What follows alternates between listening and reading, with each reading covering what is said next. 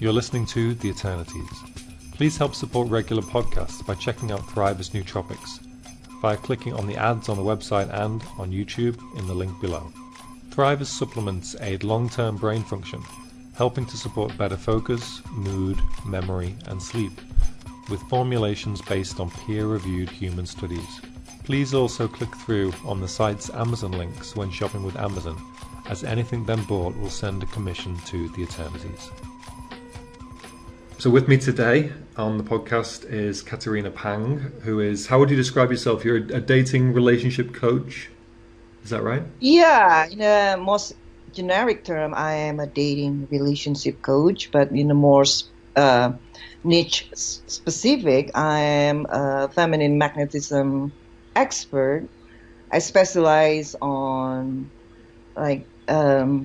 women who have a hard time understanding men, why men tend to be always not ready for a relationship, because millions of women face that every single day. Men who give them conflicting messages, like they want to see you every day, they want to sleep with you, but they don't want to be in a relationship with you. Or they say, I'm not ready, so we're not in a relationship. So I have a specific term for that. We call it a situationship. It's like, that sort of complicated things when it comes to you are sleeping with that person, you see them every day, but you're not in an official relationship with them. You know what I'm saying, Martin? Maybe you've been through that before with your girlfriend too. That's a before kind becoming of official.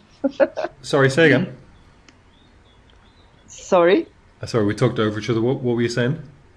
The last bit? So, like, maybe you also did that with your girlfriend. Like, before you became official, you pull this off. Like, most guys, I think, do that. Like, especially if the women start asking questions like, what are we?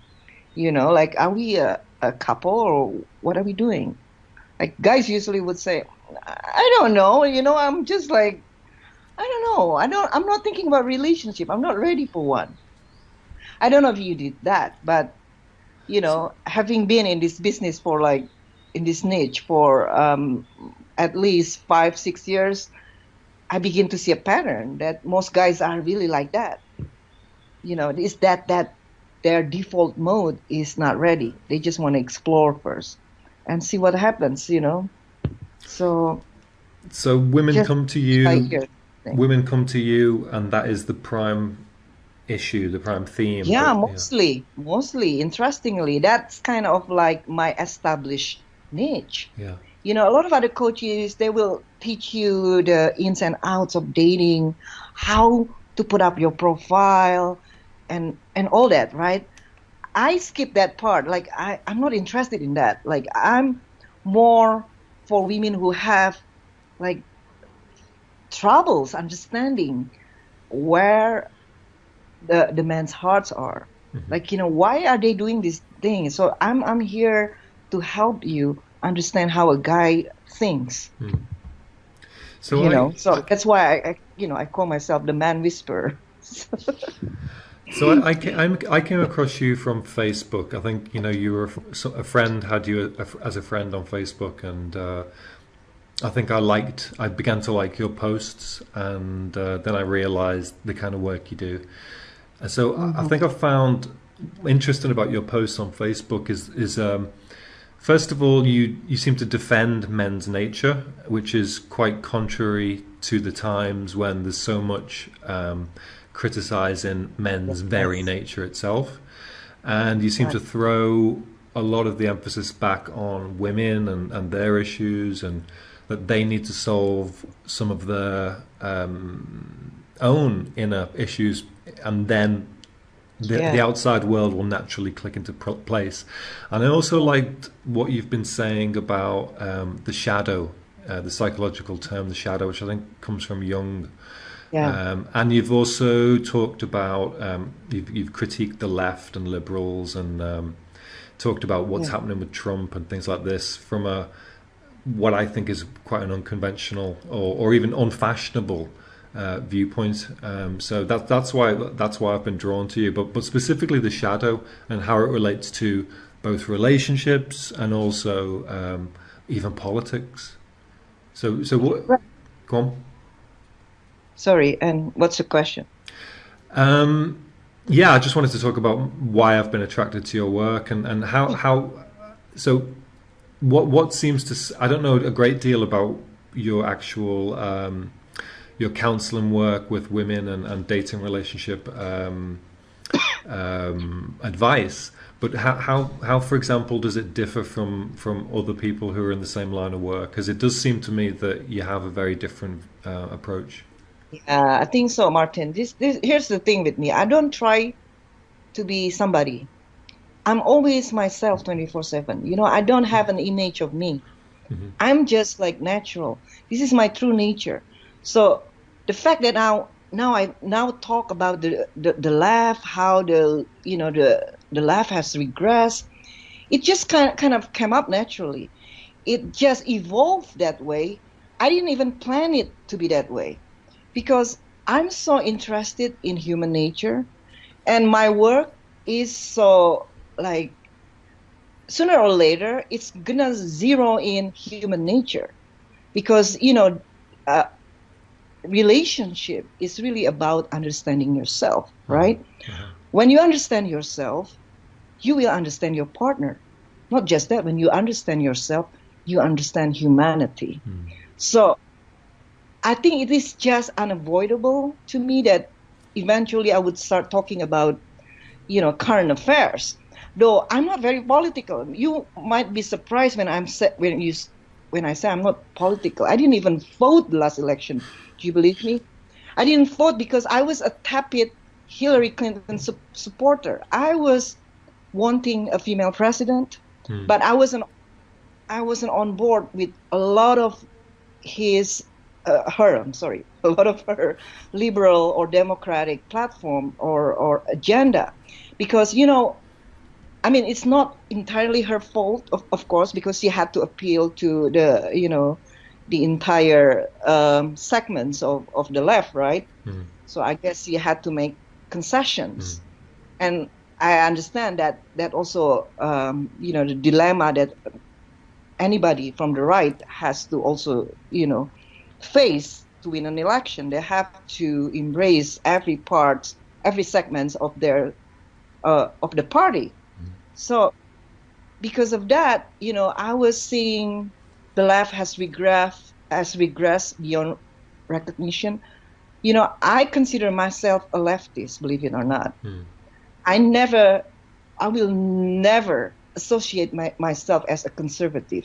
I left my country, Indonesia, because it was too conservative for me. I was looking for a more liberal, a more free, a more open-minded society. So I ended up in the United States, which was the best decision of my life. I love this country, and I know I'm gonna die here. Yeah. You see, and I see that the United States is pretty moderate. It's quite liberal compared to the third world countries and Indonesia where I came from, but it's not that crazy liberal like many European countries. Do you understand? Uh-huh. So it's appealing to me. It's pretty liberal, but it's also pretty sensible.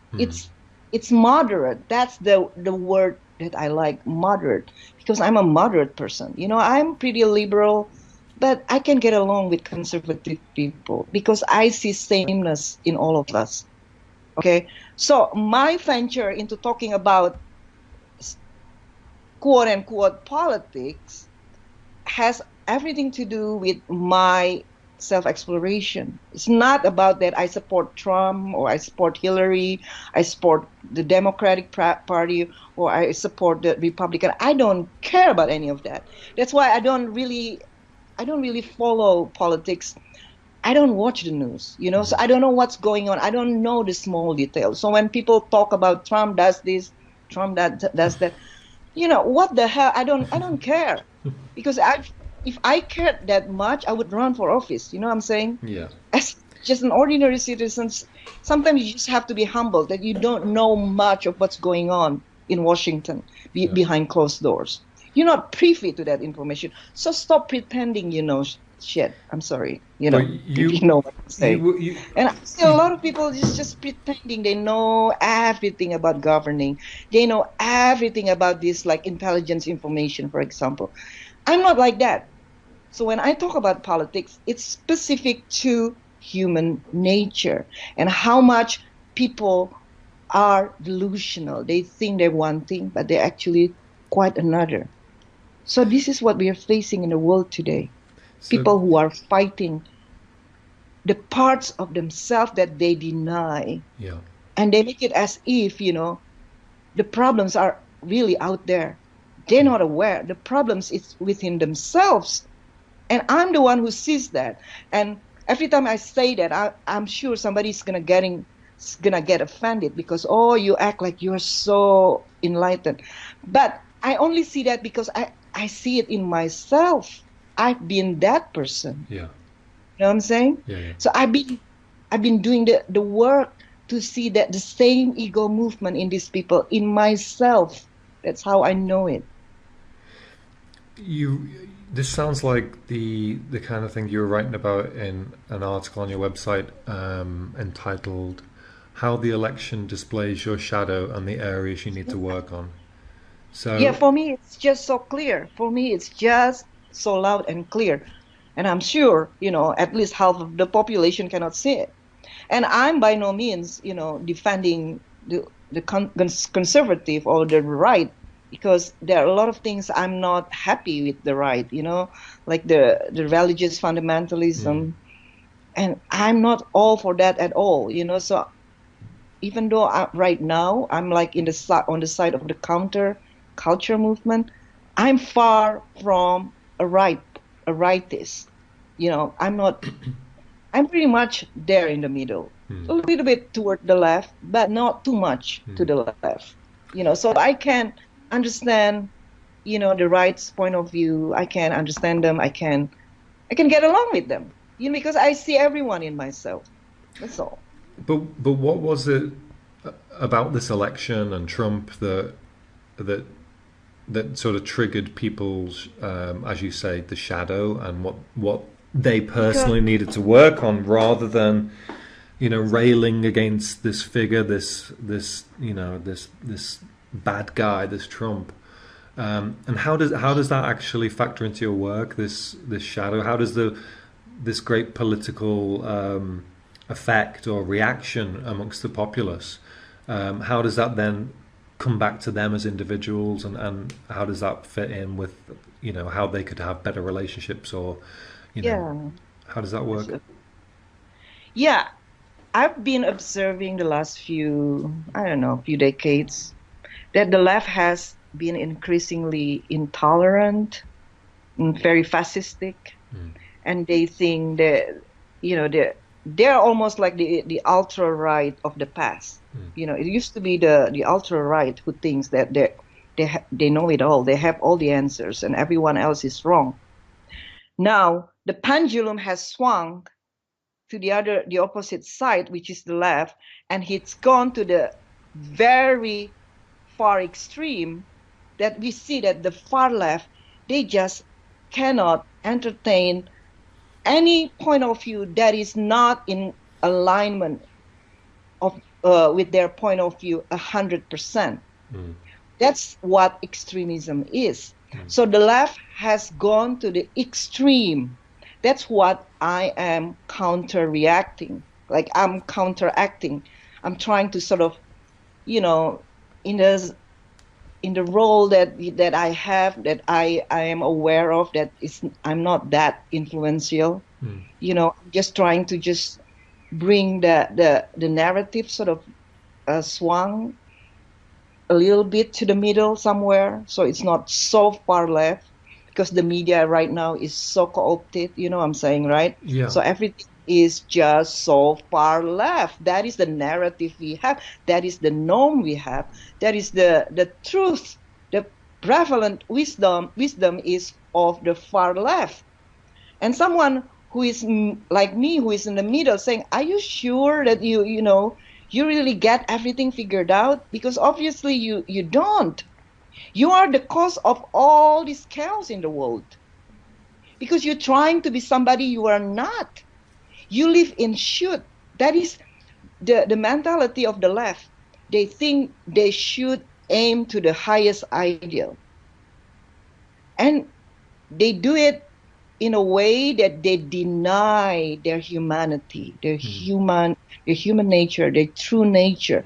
They have no concept about it at all, So they're just as fundamentalistic as the Christian evangelists that they despise. That's how bad leftism in our world has been today. I guess That is why we have this world just like being flooded with all this pre-conventional, culture, who's not even, that is not even traditional. They're worried about nationalism and all that, but they are okay with tribalism. So they're allowing this kind of predatorial culture that is pre-conventional, pre-traditional, which is tribalism in the name of inclusivity. But while broadcasting and claiming inclusivity, they exclude at least half of the population of their own people. That is what is happening in the world, and especially in the United States, as if you follow what's going on here. We only have two parties, the Democrats and the Republican. And obviously, they've been bickering, since the beginning of time, right? They never like each other. We all know that.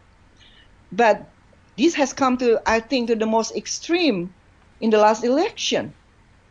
Like, this is what I'm saying. I'm not a Trump supporter, but at the same time, I see myself a lot in Trump too, because I can be like as vocal as he is.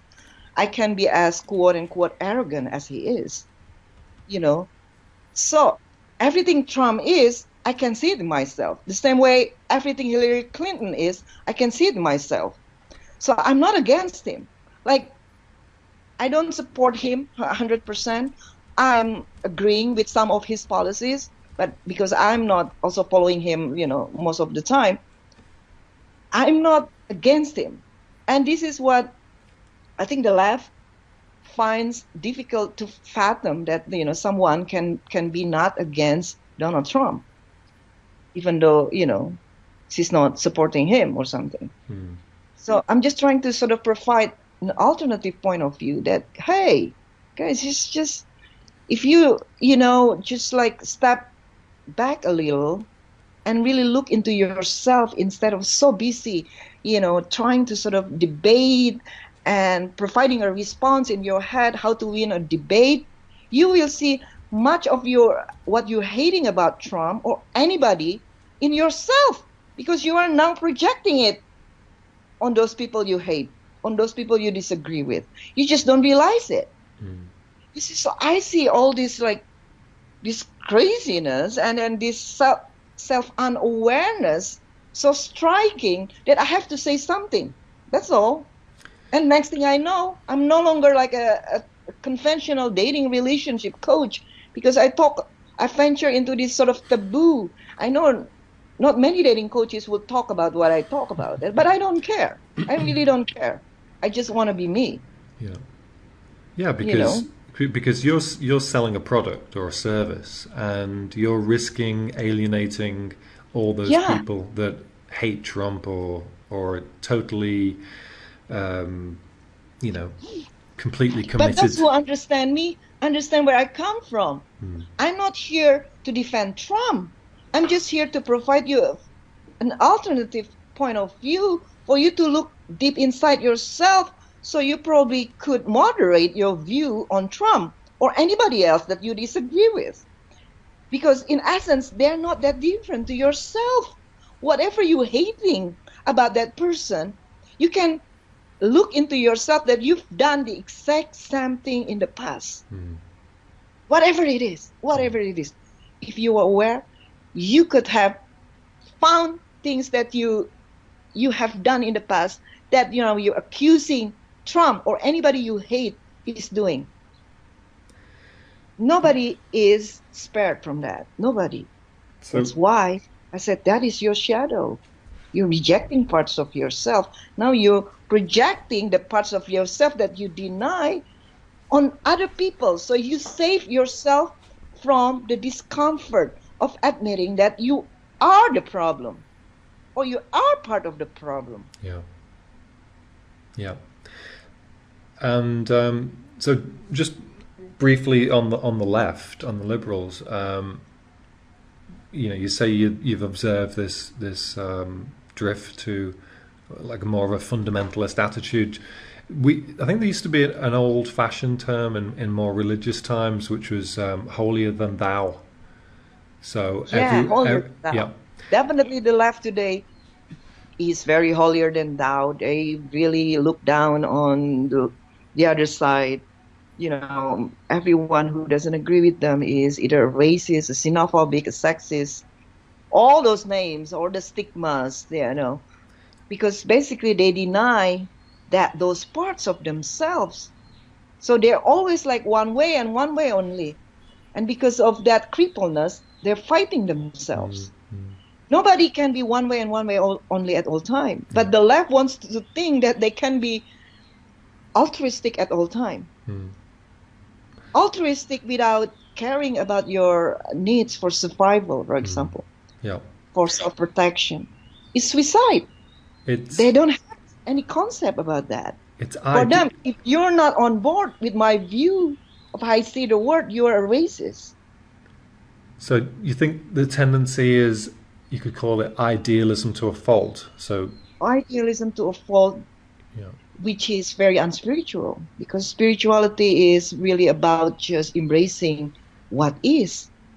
They cannot be at peace with what is. The left is always about progressing to an idealized future, which is their utopia, which never happened in the first place. But they keep believing, like a religious fundamentalist, that is the place to be. If it's the place to be, it would have happened already. But they have no concept about it because they're not that evolved. They would like to think they're very evolved.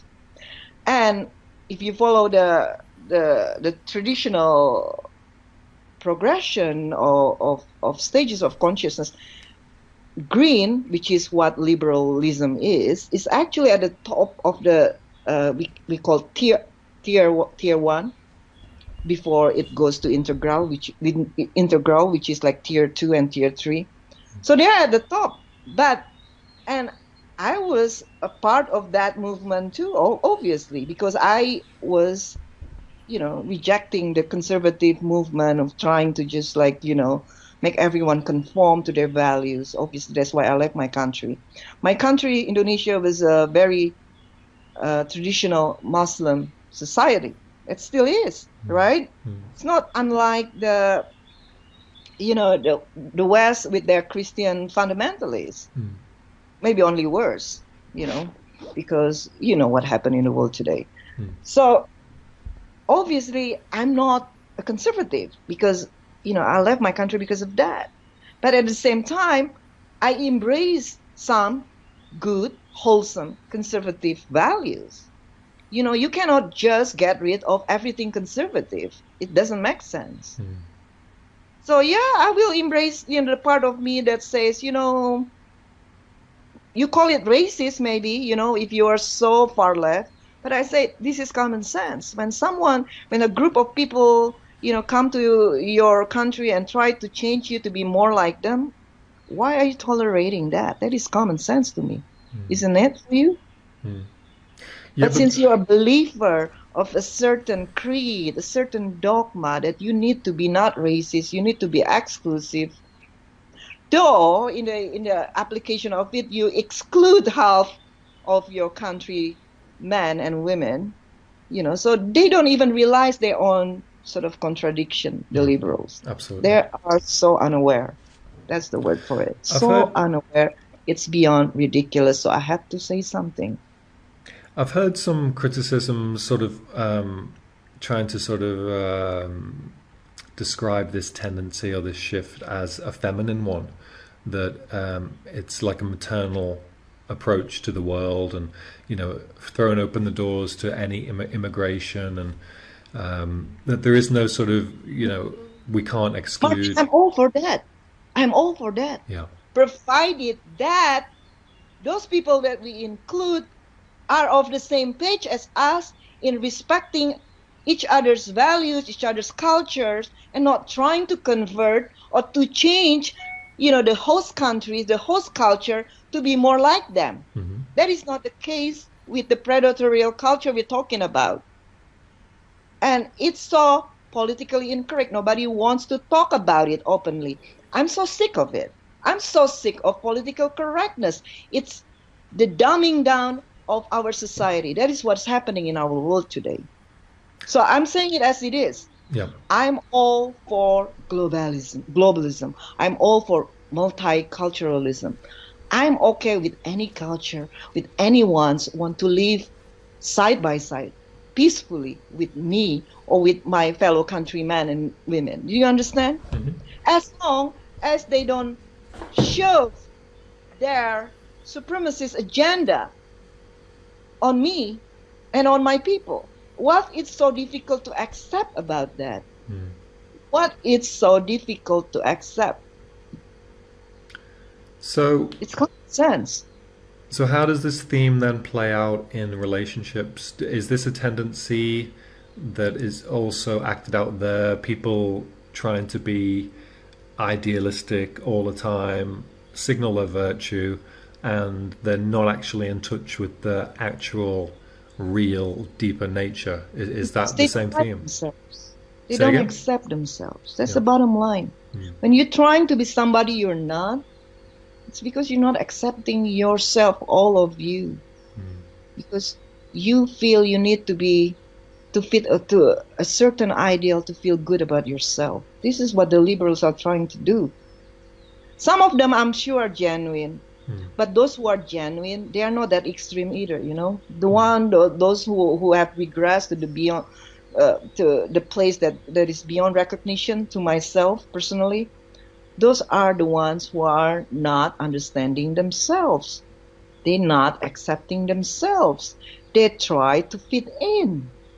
And that's why you see most of them are like really young people too. When you were in college, don't you remember, Martin? When you were in college, you try to Mm-hmm. fit in. You Mm-hmm. try to be cool. Mm. You try to be somebody you're not. Mm.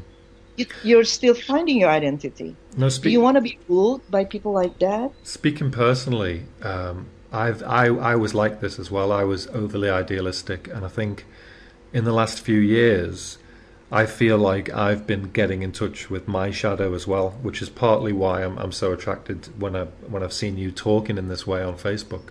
So I definitely understand the this idealism to a fault, and Yeah, it's a sickness. how much Idealism better I is a feel, sickness. how much better I feel in myself to accept, the darker side, the shadow side, the other aspects of me, and Mm-hmm. to lose my fear of other people not liking it, for example, and doing it anyway, saying this is me, I'm going to explore it, and Yeah. I feel so much better for that.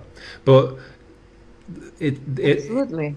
I can understand how people get lost in it, because you're thinking things like fake it till you make it, or I think Shakespeare had a line, assume the virtue that you have not. So you see great virtue out in the world, it resonates with you, at least intellectually. So people say, well, then that's the way to go, isn't it? Well, Yeah, but not at the expenses of the society as a whole. mm, Now you have this crazy idealism that this world has to be a global government. There is no border, so everyone can move around within it, as free as they want. That's the ideal. But the reality is there are a segment of people in the world who are not as evolved as you, mm, who want to kill you, murder you. That's the reality of it. But you're trying to whitewash it because it doesn't fit your narrative. That's mm, the problem. mm. You see? I do, and it seems like it's the same theme on a grander scale. It's the micro and the macro, right? So we have Mm-hmm. aspects of ourselves that want to do more aggressive things than our conscious mind would want to do, or darker things than what we would ordinarily want to do, and that's all part of us, a part of our body and part of our psyche. And on the world scale, similarly, we have the very evolved, the very ordered and civilized, and then we have the darker and less organized, more chaotic elements. So your philosophy, as I understand it, is to say, let's look clearly and calmly at the whole. Yeah. And here is the thing. A lot of things that we call dark, the darker side, you have to see it in the context of like, there is nothing absolute in the world. What you think as absolute good, there is nothing as absolute good or absolute bad. You think murder is absolutely bad? No, obviously not. Sometimes probably you need to kill someone in self-defense, for example. You understand? So sometimes you need to protect yourself from outside influence when you know that outside influence is aiming to harm you, to change your lifestyle, to conquer you. It is perceiving directly, not as according to your belief system. Liberals want to perceive everything according to their colored glasses, their belief system. They're not different to the ultra-right, the religious fundamentalists. They do the exact same thing. Okay, only the God is different. What they worship is different. You know, the right worships their monotheistic God. The left worships their church of absolute equality, which is equally insane. Do you understand? Both of them are equally delusional.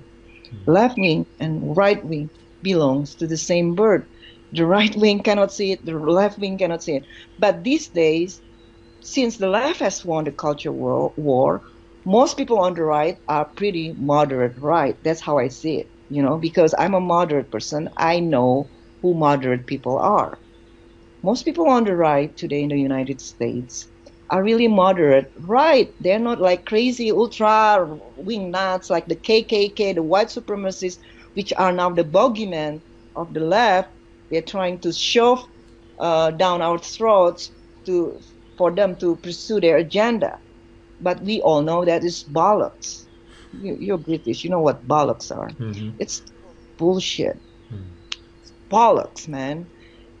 There is no such thing as white supremacists or KKK as bad as these people would like us to believe. They have to bring this bogeyman as a facade, as a masquerade to their own agenda, which is extreme leftism. That's why they have to create this bogeyman. Most right people in our country, in the world today, are really moderate right. Okay, they could pass as liberals in Indonesia or in other third world countries. So see us in that perspective.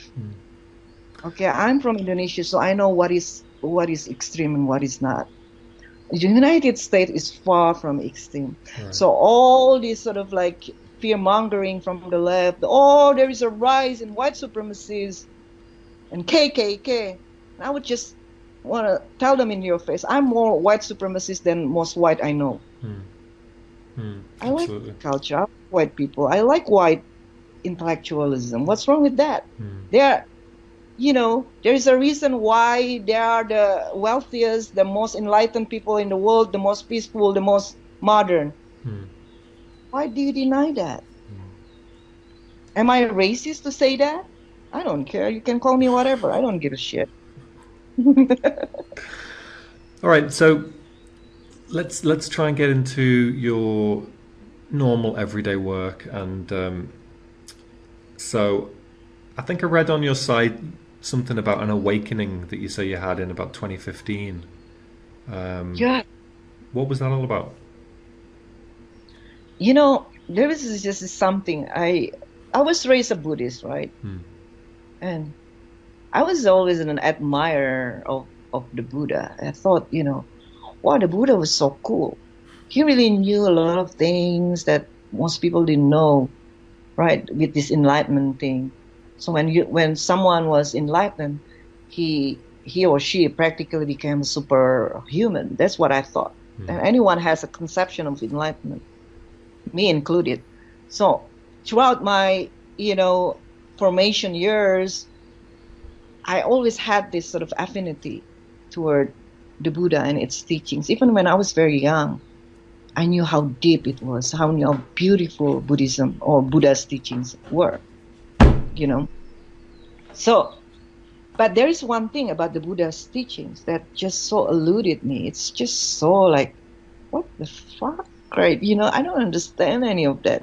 It's called anatta or anatman, which roughly translates as no self.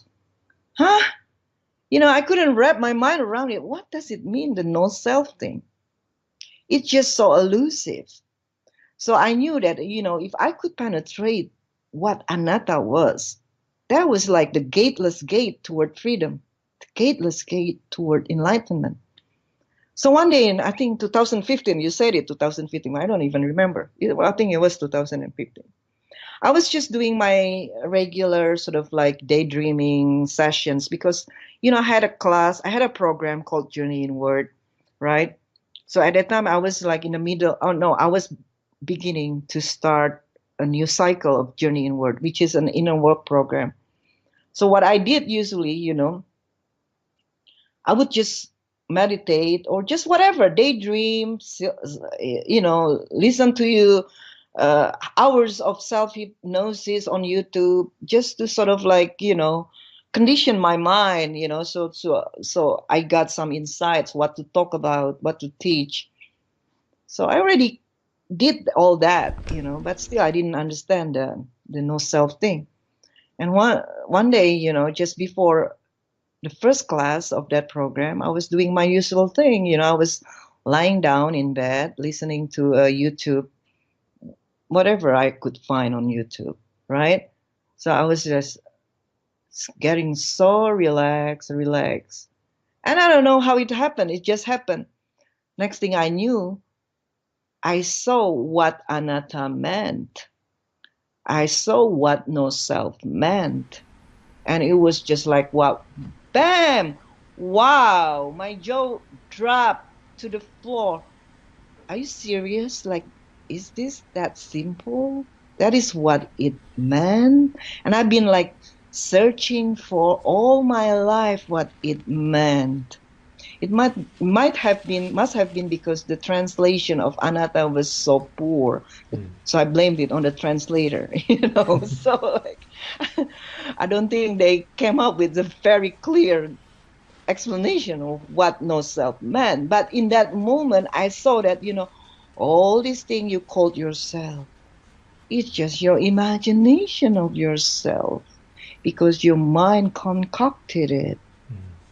And then all of a sudden, I was just sort of being sucked in this sort of like, I couldn't even explain it. I was just thrown into the cosmos, this cosmic consciousness. Well, I was just floating around with no center. And all these selves that I thought that I was just sort of like was taken away from me layer by layer until I got to the center, which was nothing. I was nothing, but I was also everything. And it became so clear to me what it meant. Oh my God, all these things, all these concepts I thought about myself all my life was just a lie. That is all what it meant. There is no mystery in it. So if you stop thinking about who you are, you already tap into your true nature, which is of you, who you truly are, your higher self, which has no center, which is fluid, which is boundless, which is undefined, beyond definition. You cannot be defined. You can be whatever you want to be, or you are moment to moment. You don't even have to think about it. But all my life, I had been thinking about myself, never really living as myself. That's how I knew.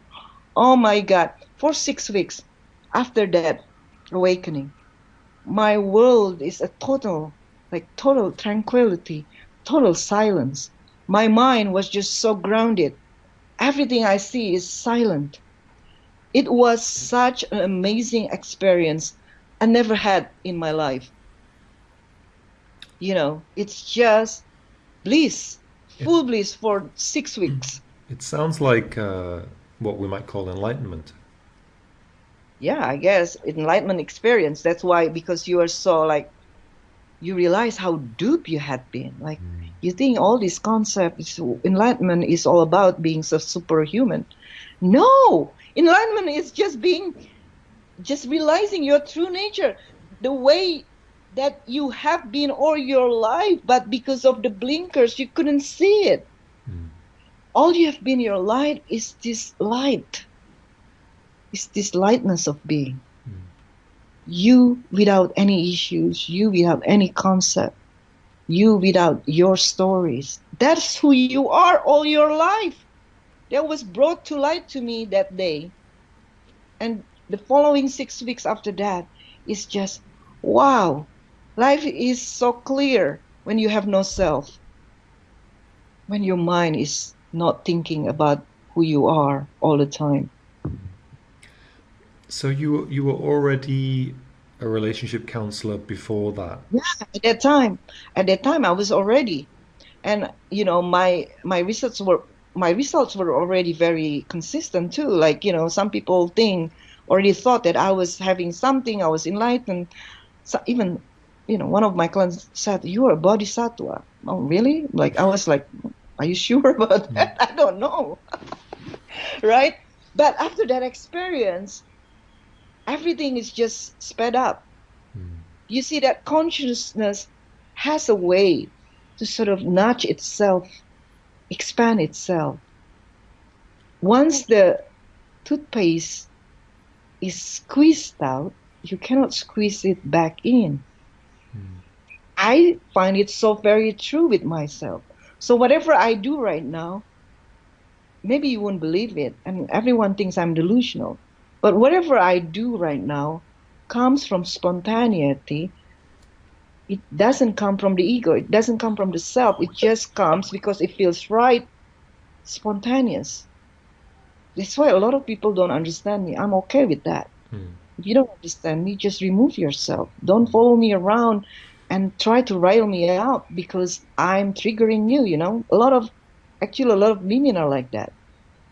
They become crazy, and especially because I don't validate their very restricted worldview.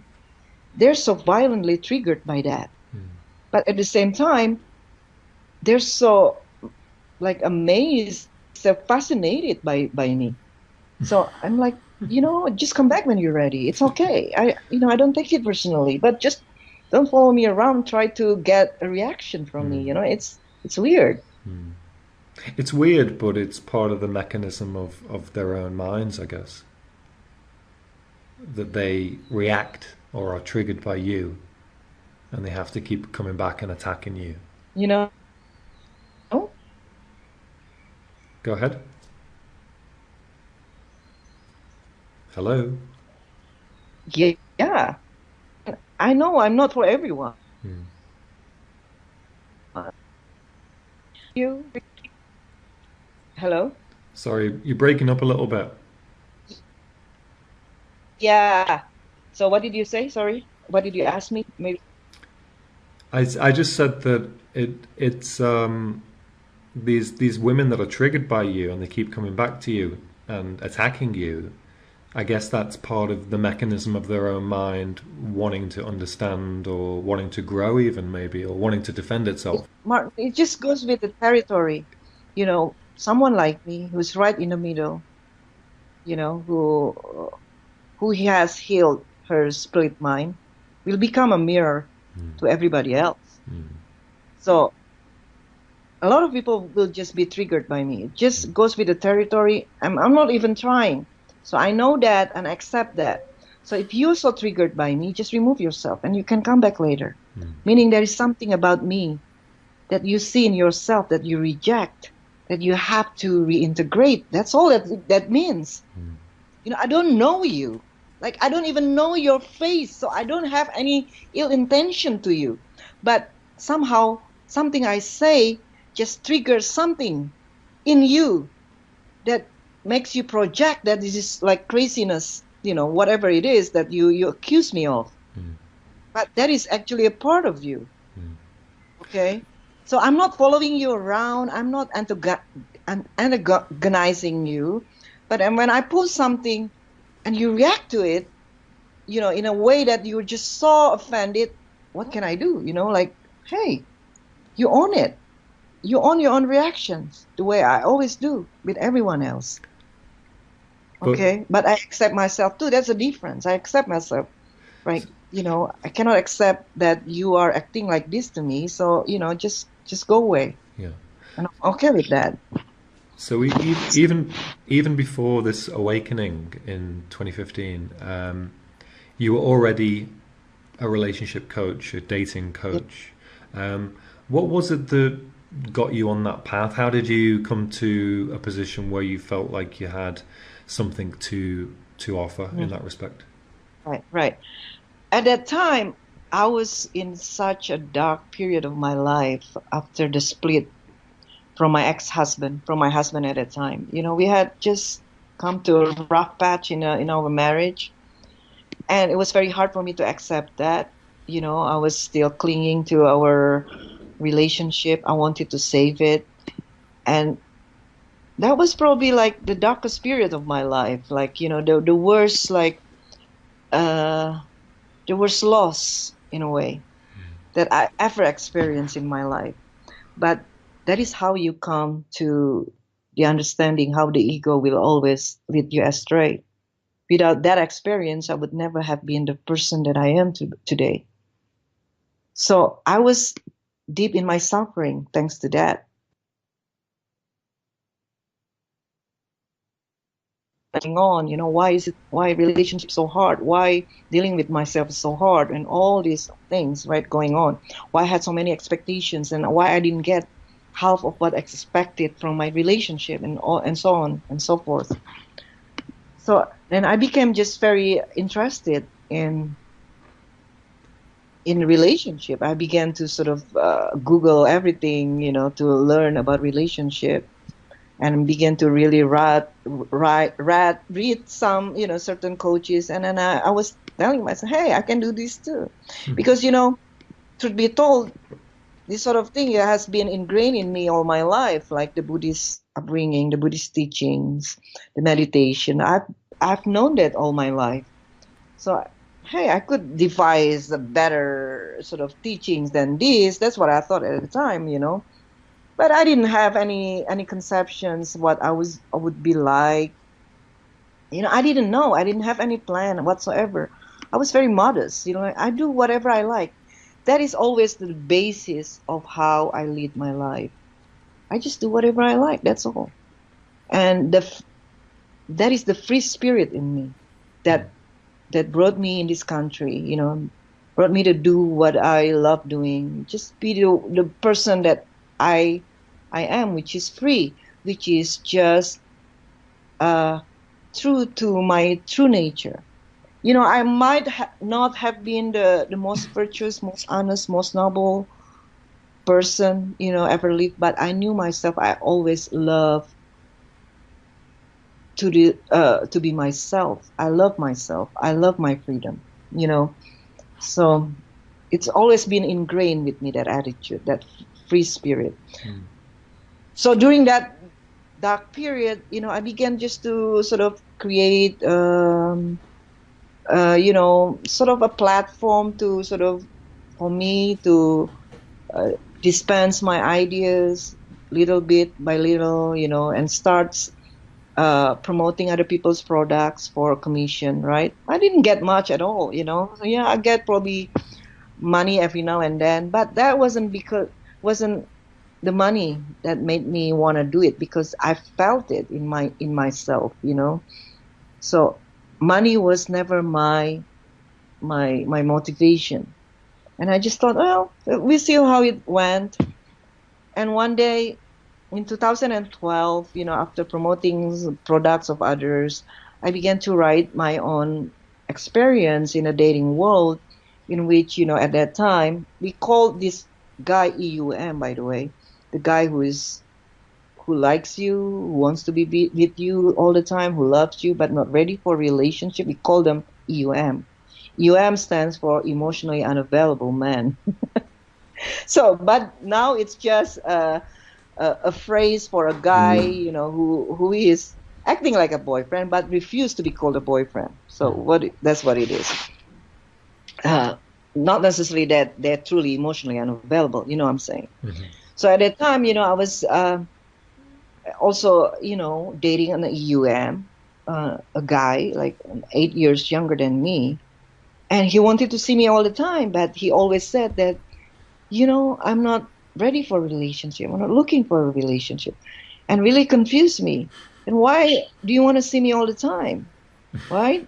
You call me all the time, but you keep telling me that we're not a couple. Why? I didn't get it.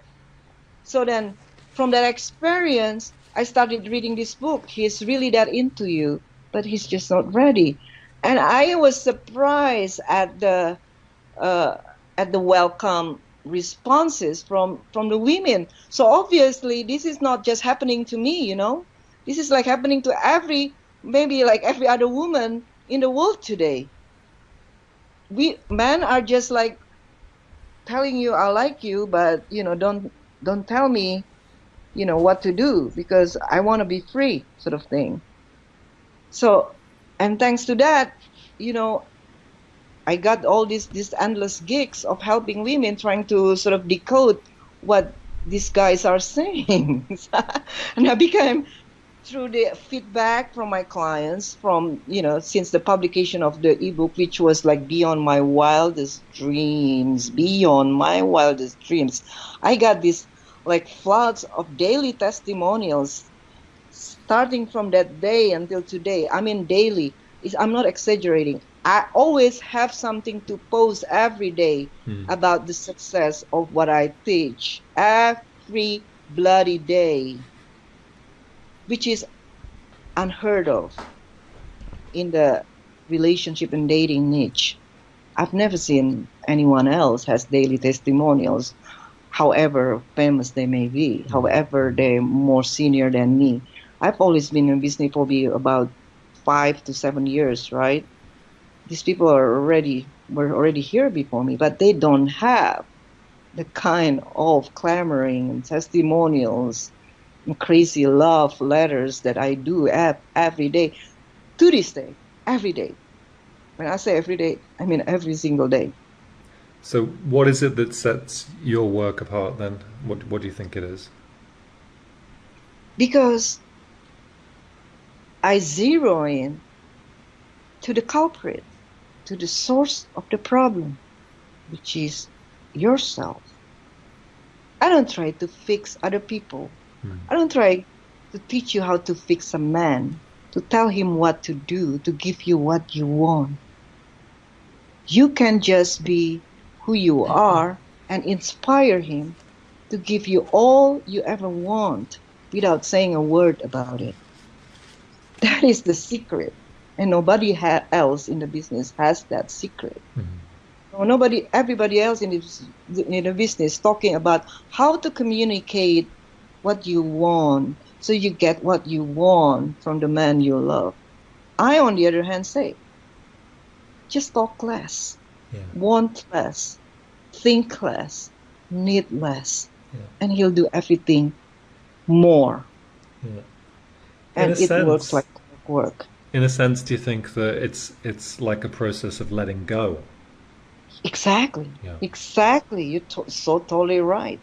When you let go of all these needs, your idealization of how things should be, and the knowing that you're fine without all those things anyway, the guys you're with, in the beginning you have few guys, wouldn't want to lose a woman like you, because a woman like you is so rare. It's probably only 5% of the female population in the world who doesn't nag, who doesn't have these crazy needs, this clinginess, this neediness, this needs to always communicate, express their feelings and all that. Usually upset feelings, of course, because they're always upset about something you don't do. You know that, Martin, right? So, what's your view of things like feminism and concepts like toxic masculinity and crisis of You know, masculinity and all that kind of stuff? I'm obviously not a feminist.